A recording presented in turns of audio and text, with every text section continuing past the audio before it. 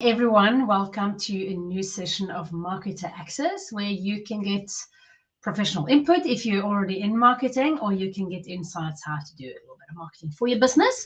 It's all about making good decisions, so it's not final answers. Every business is unique, might have different strategies, so this is really about empowering you with more knowledge to make those better decisions. And today we have quite a interesting topic that I find that a lot of people are unaware of. They don't know the potential. People get told that they need to have a website, they need to run ads, they need to have logo, maybe business cards, whatever they get told. And then they spend all the money on that, and then they wonder where's the client that's going to buy buy my amazing product and see my amazing page. And all running ads, they're driving to that amazing page, but then nothing happens. And what we are talking about is relationship marketing. It is very well tied in with a lot of things that I talk about relating to nurturing clients, converting clicks into customers, all of these things. But relationship marketing is really about building relationship with your prospects that really gives you a long-term gain. So I'm going to show you a few pointers just to give you some inspiration. Again, this is for inspiration. If there's any questions along the way, obviously I'm happy to answer those questions. So just fire them. If you're watching the recording, feel free to put some notes in the comment, a question in the comment, or contact us at Pine to Marketing in any way. So I'm going to just show you. I have a little presentation to anchor it all on. So relationship marketing, or sometimes it's called customer relationship marketing. It's really about like being in contact with your clients and prospective clients, building relationships in this online day and time. We get so much exposure, so much input, so much stimulation that it's more challenging to build those true trust relationships, and we just a lot of people trying to get our attention all the time. So we have to focus a little bit more on building true longer term relationships, because then we keep on being at top of mind. So what is relationship marketing? It is a facet of customer relationship management. We might have heard about it, might have heard the word CRM, but it focuses on customer loyalty and long-term engagement more than transactional, short-term, one sale, etc. And this is really where the key to increased return on your spend is as well. You maximizing what you get out of what you put in. So you're maximizing your return on investment in your marketing. It's not just a bucket that you keep on, or a hole that you keep on pouring money into. You are building relationships that is going to yield greater results. It's not done overnight. It does take effort, but it's a really cheap way of doing marketing. And just to go through a few of the benefits of relationship marketing. One of them is higher customer lifetime value. So what you get when you get loyal customers is that you get people that is more likely to buy from you again. Or they keep a retainer for longer. They're much more likely to talk about your brand to others. And a person that is your ideal client and a client of yours is more likely to have people in their network again that is also likely to benefit from your services. So you're targeting the right people, and you don't even have to spend advertising on it, as we're getting to in the next point, because your existing clients are doing it for you. So you get reduction in marketing and advertising spend. We know that acquiring new customers can be expensive, especially when it's done expecting people to buy straight off an ad or straight off a first conversation, and we will meet a lot of disappointment, or we feel a lot of disappointment, and we will actually waste quite a bit of money. Relationship marketing makes the customer do some of the marketing for your brand. So by talking about building a relationship, talking about your brand's product or services to their network, or showing it in, let's call it a relay, you get these influencers that are actually just your customers that influence other people by showing off your product, or they're proud of your product, or they brag about your customer service. So you really get people to talk about your product or service. Also, if you do supply good relationships with your purchasers and that good trust, people will talk about it. Oh, I experienced this, or I bought this thing new, and people around them will hear as well. And their good experience transfers over. You will also, if you have a bigger organization, you will also find stronger organizational alignment around the customer. So the whole organization, well, it can be 2 people, but it can be yourself as well. The focus on relationship, building relationships, will really have a better business alignment around the customer, which will again support the higher customer value and the reduction in the necessary need for ad spend, and more efficient use of your ad spend as well. So that is some of the benefits, and we're going to look a little bit more into that. So first of all, to be able to do this, you do need a tool. So if you're scared of tools, it's time to get over that fear. You need what we call then a customer relationship management tool, or a CRM. It's the tool that helps you to grow these relationships, to help you establish these relationships, to know where people are in their buying process, to give them the right information at the right time, to make sure that you grow that relationship. What do you want from a CRM? You want, well, in a CRM part, it will always be a database at the bottom. So more of an advanced version of your Excel sheets. If you store on Excel sheets, that is not a database. A lot of leads will fall through the cracks. You are leaving money on the table if you're doing Excel sheets. So a database is really call it a storage place for all your contact details, and it enables segmentation. So you will know who's a customer, should get different relationship communication than a person that is a lead. If someone is a lead, they haven't bought yet. You must know how much trust, where they are in the buyer's process, and that you will know by using segmentation and setting up good segmentation. So good segmentation opportunities in your system is really, really important. Segmentation is not the same as a list.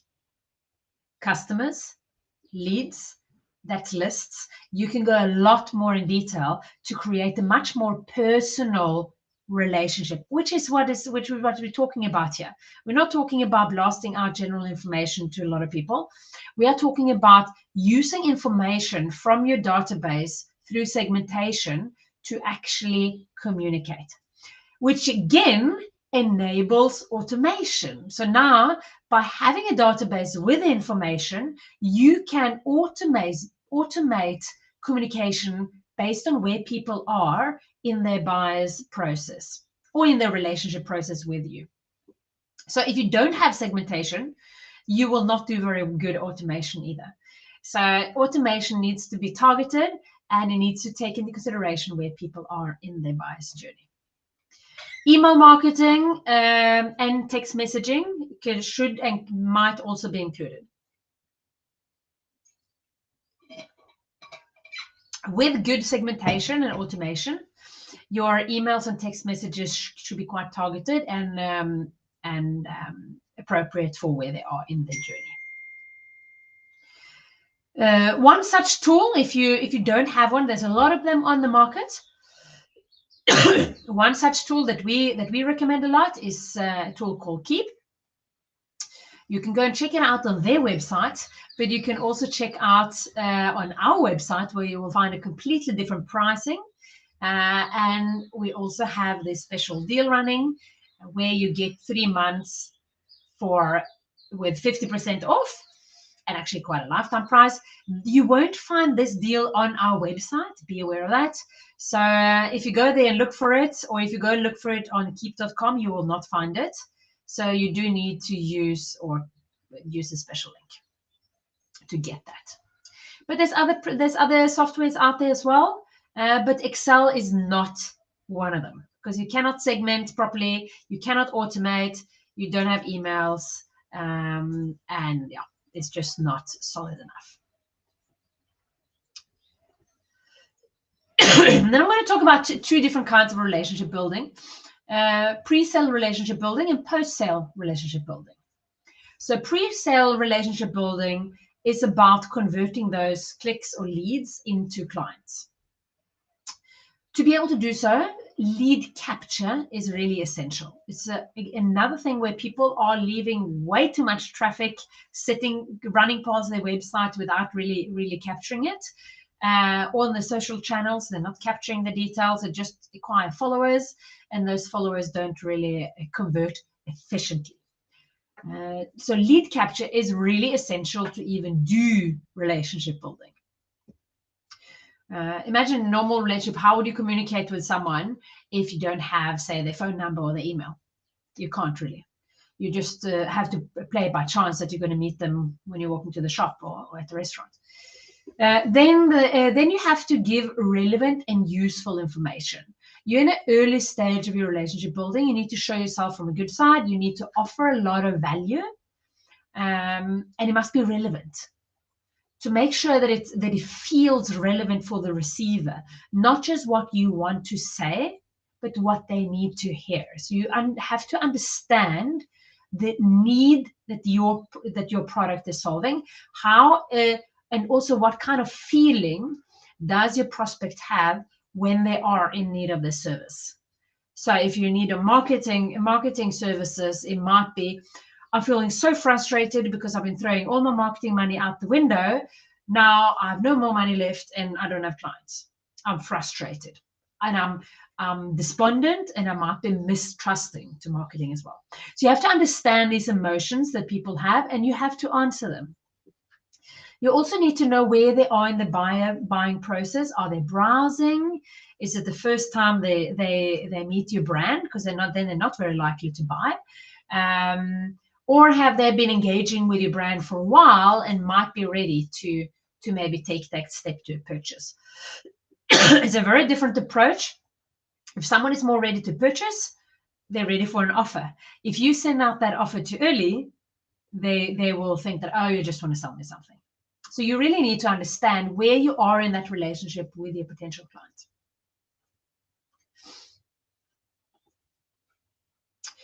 Then we have a post-sale relationship building. So this is again a very underestimated activity. Let's call it that. This is where you truly maximize return on your marketing investments. But a lot of people don't do this. And of all the relationship building, this is probably the cheapest and the easiest one to do, because they're already bought from you. Then this is also why a lot of people don't do it, because they think, oh, the sale is already done, don't have to worry about it.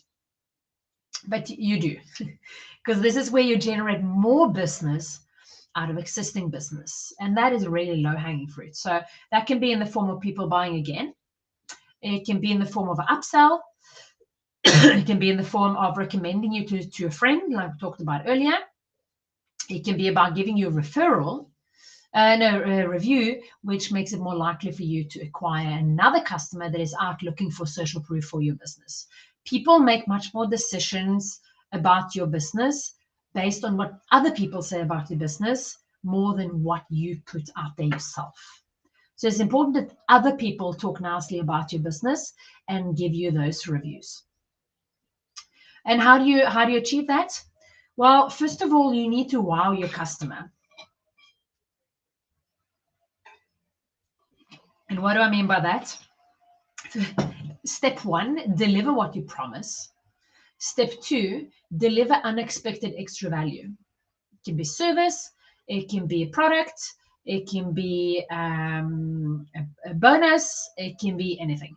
It can be knowledge, can be a free ebook, can be birthday card on their birthday.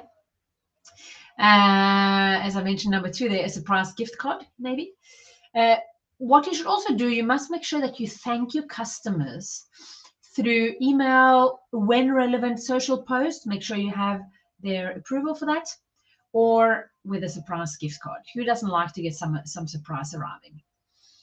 And thanking people is something we tend to remember, say if we got a gift, but you got the gift of a customer, so make sure that you remember to say thank you to your client.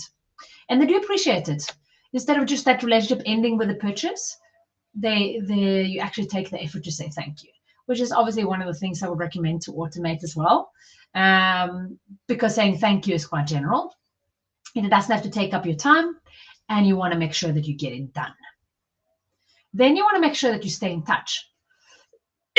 You want to keep on top of mind to make sure that you are getting those referrals, getting those reviews, making sure that they remember to talk about you. So it's really important to stay in touch. Again, relevant information. I do again recommend automating these things, staying in touch. Hey, just checking in, automatic after 3 months after purchase, for example. Hi, just checking in how it's going with XY product, or whatever is appropriate for your business. And then you can have another check-in at 6 months, or after a year. Congratulations, we have 1 year anniversary of our business collaborations, whatever is appropriate. But staying in touch, so those kind of things where you check in with them more personally can be automated. And then also keeping in touch on what you're doing, but not in the form of this is just telling them all the whole story about your business, but the story about how your business is solving needs that they might have, or remind them of needs that they might have again if they're going to buy again. You can show the clients that you value their opinions. So post sale, there's a few ways you can use it. And you can use it straight post sale to ask, how was your experience with that purchase? Give them like a thumbs up or a thumbs down option. If they give you the thumbs up, you ask for a review. And if they give you the thumbs down, you make sure that you follow up personally. Because then you can correct that impression, and it just really gives off a lot better idea of experience of customer service. You can also use polls and services later in the journey. So say after the 6 months, after a purchase, you might send out a poll. Hey, we want to make sure that we're always on top of service and products. Would really value your feedback on X, Y, and Z. Make sure you make it super easy to give that opinion, because they will not want to spend a lot of time on it. Then you can also have custom events to connect, or you can build a community. So you can do both. But customer likes to be appreciated. If you're connecting customers together, if you're sending out invites, it's positive attention to your company,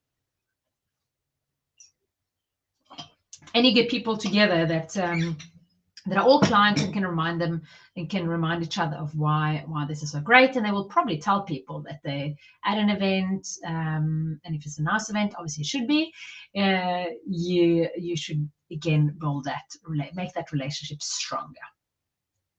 You want to make sure that you get referrals and reviews, and you can offer discounts or bonuses for long-time clients or repeat customers. So say someone has been a customer of yours for a while and they've been loyal, there's no harm in giving them a surprise bonus. If you can make sure that customer relationship lasts for longer than what it would have averagely done, you have increased your return on investment on that. So you can afford, it's a lot cheaper for you to prolong customer relationship than it is to get a new customer. new customer, you have to start over again. You have to maybe put that ad spend in. You have to spend effort on the nurturing into a client, and you have the odds of them not becoming a client. So getting a contract that lasts longer than the average is highly beneficial, and you should be investing in it. It's not also no harm in offering your clients something as a price or something that they know about for referrals and reviews, to make sure that there's some kind of carrot that encourages them to actually do so. All of these things, especially in the post sale, this is why I'm saying that this is quite a cheap thing to do. I highly suggest to automate it. You can automate, I would say, more or less 95% of this at least. You can't automate the actual event that you might holding. You want to be there. But you can automate the registration for it. You can automate the invitation for it. You can automate your thank you emails, your staying in touch emails, when you're sending the polls and what you do with those. You can automate getting referrals and reviews. A lot of things you can automate, which means that you set it up once and then it just runs for your business. That is what we consider working. Setting up these things is working on your business and not in your business. So you can focus on, you don't have to focus so much on post-sale. You can focus on developing your pre-sale and optimizing your customer journey up until the sale instead, which is what a lot of business owners do, which is a reason why a lot of them forget this post-sale relationship building. So the conclusion in all of this is really to use relationship marketing to build long-term relationship with your clients. You will see it coming back to you manyfold in the form of revenue. You will be steadily growing your business, and you will be able to scale your business by automating a lot of these tasks, so you don't have to focus on them. So you get more leads coming in, more conversions, and higher return on the investment in those conversions as well. Yeah, so it's sort of like building a relationship. Well, it is like building a relationship in real life. You will have a dating period where you're getting to know each other, add value, build trust, making sure that you show that you're the right fit, and then you will have a if you're the right fit, you might get engaged and then married, and then thereafter the journey really begins. That's when you have your post-sale or post-marriage relationship building. So a question asking, if I use Keep for this, and if it's better than MailChimp? Yes, I do. I do use Keep for that. I can pull up that link again. MailChimp does not offer good enough, so take this as my opinion, obviously. MailChimp does not offer good enough segmentation in my eyes, or in my view, and hence the communication won't really be, the automations that you can do when you're on a paid version of MailChimp is not really good enough to build those good relationships. So Keep makes it really easy by having super good segmentation and a lot more options when it comes to automations. Also have a lot of templates that you can use, so you can just pop these campaigns in and make them work for you quite quickly, which is really nice.